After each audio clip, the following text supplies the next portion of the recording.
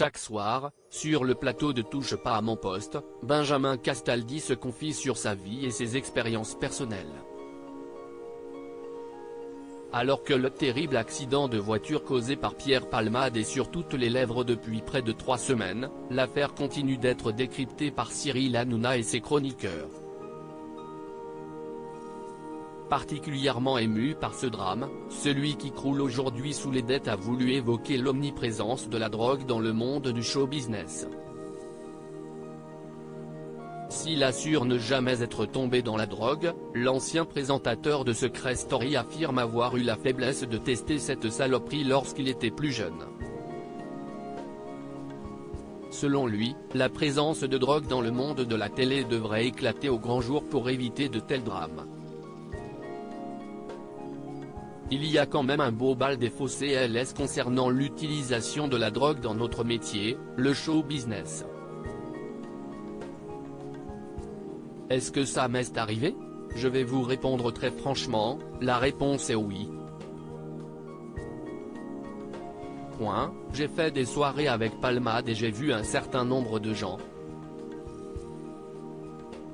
Quand j'avais 18 ans, j'ai vu des gens extrêmement connus consommer des stupéfiants, a-t-il dévoilé sans filtre.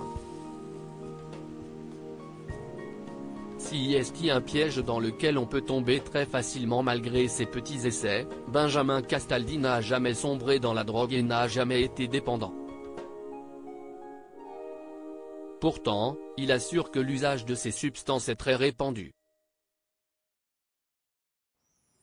Il y a des tas de boîtes, vous allez dans les toilettes et si est un défilé. Si est un secret de polichinelle.